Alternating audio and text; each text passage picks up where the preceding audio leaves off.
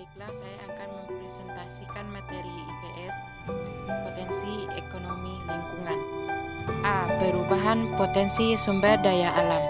1. Potensi sumber daya alam di Indonesia. Sumber daya alam merupakan segala sesuatu yang terdapat di permukaan bumi, serta dapat dimanfaatkan oleh manusia untuk memenuhi kebutuhan hidupnya. Berdasarkan kelestariannya, sumber daya alam dapat dibedakan menjadi dua, yaitu sumber daya alam yang dapat diperbaharui, renewable resources, dan sumber daya alam yang tidak dapat diperbaharui, non-renewable resources. Dalam dunia sumber daya dan mineral, terdapat dua jenis sumber daya alam, yaitu sumber daya alam yang dapat dikembangkan, terbarukan, dan tidak dapat diperbarui, tidak terbarukan. Barang tambang termasuk ke dalam sumber daya alam tak terbarukan, karena sebagian besar barang tambang terbentuk dari zaman purba dan akan membutuhkan waktu yang sangat lama jika ingin lebih lama lagi. Melihat Indonesia, negeri ini memiliki kekayaan sumber daya alam yang tinggi. Indonesia sangat luas dan membentang dari Sabang sampai Merauke. Kekayaan hasil tambang juga melimpah mulia. Sumber daya alam yang dapat diperbaharui misalnya tanah, air, dan hutan.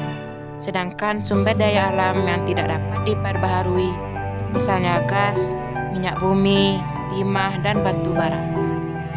Berikut ini merupakan potensi sumber daya alam di Indonesia. A. Sumber daya alam tambang. 1. Pengertian sumber daya alam tambang.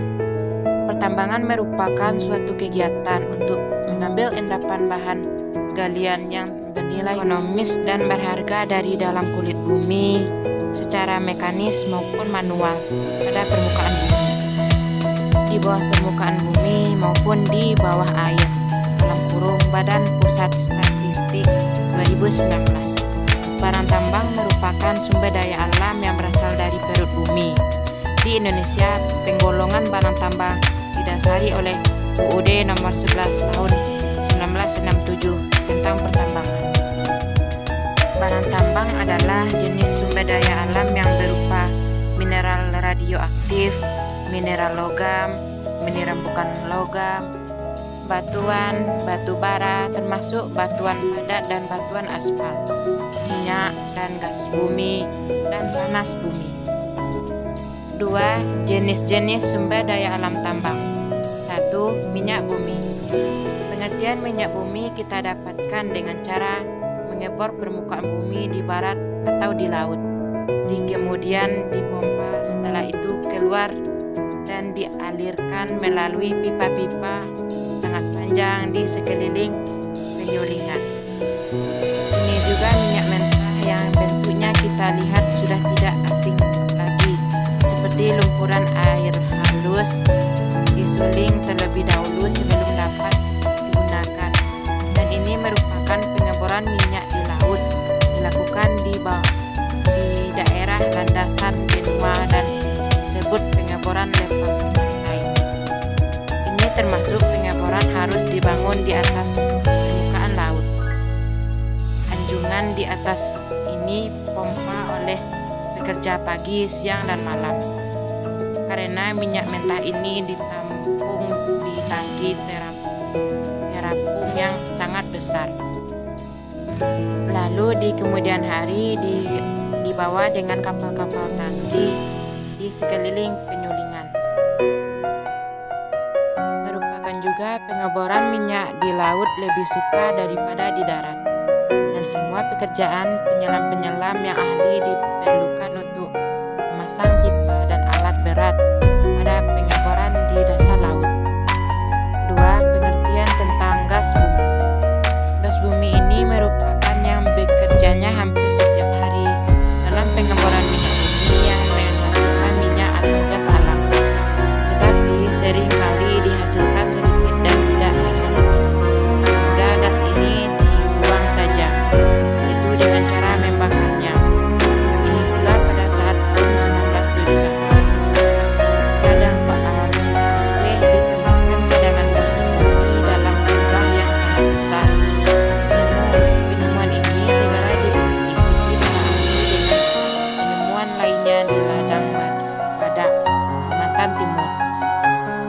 juga merupakan hasil pengeboran gas bumi ditampung lalu dicarikan.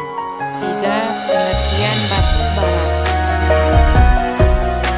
Negara yang paling kaya adalah negara kita yang ada di Indonesia, dan semua dengan dilengkapi dengan persediaan batu bara diperkirakan lebih dari 5 miliar ton. Tapi kenapa Indonesia cara mengelola yang sangat kurang baik? Karena juga termasuk batu bara muda. Persediaan batu bara termasuk daerah Sumatera Selatan, Sumatera Barat, Kalimantan Timur, Sulawesi Selatan, Jawa Barat, dan Semenanjung Cendrawasih di Irian Jaya. Ini termasuk yang paling besar produksinya batu bara Indonesia karena pernah mencapai 1 juta ton pada tahun 1941. Waktu itu sesudah kemerdekaan produksinya sangat menurun karena penggunaan batu bara sebagai bahan bakar dan tidak diganti dengan minyak bumi. Pada tahun 1941, waktu itu produksi batu bara tercatat sebanyak 350.000 ton. Sekarang pemerintah meningkatkan pemakaian batu bara sebagai bahan bakar, terutama untuk meningkatkan pembangkit listrik tenaga uap, industri semen, dan peleburan biji. Edukasi. Aksi dari timah. Timah yang termasuk dari terbentuknya biji timah ini terdapat pada batuan granit.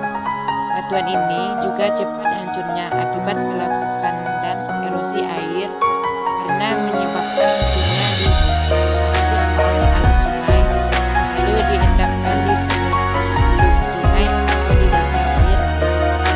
Dan juga untuk mengambil biji timah dari laut digunakan kapal feri besar dan juga lumpur yang mengandung biji timah. Karena biji timah yang masih terdapat di bukit-bukit dan merupakan bagian dari batu granit, diperoleh dengan cara menghancurkan batuan granit tersebut. Hancuran granit ini lalu dicuci dengan air untuk memperoleh pembungkus permen, coklat, dan sebagainya. Sebenarnya kalau Anda ketahui tentang negara kita ini sangat kaya penghasilannya, karena Indonesia merupakan negara yang penghasil timah keempat di dunia setelah Malaysia, Bolivia, dan Thailand. Penambangan timah ini waktu itu dilaksanakan di Pulau Bangka, Bingkep, Penangtiang, dan Riau Daratan. Mau tahu pengelolaan biji timah menjadi logam timah dilaksanakan oleh perusahaan timah Bangka? Pabriknya terdapat di Muntok. 5. Biji besi. Biji besi juga termasuk uang sangat dibutuhkan untuk segala macam kebutuhan. Waktu itu pada zaman modern, logam besi hampir tidak pernah tertinggal dalam semua kegiatan belajar manusia. Contohnya seperti di lingkungan banyak kegiatan belajar yang menggunakan besi, karena di Indonesia terdapat banyak yang mengandung biji besi, yaitu di Sumatera Barat, Lampung, Kalimantan Selatan, Sulawesi Tenggara, Irian Jaya, dan Jawa Barat.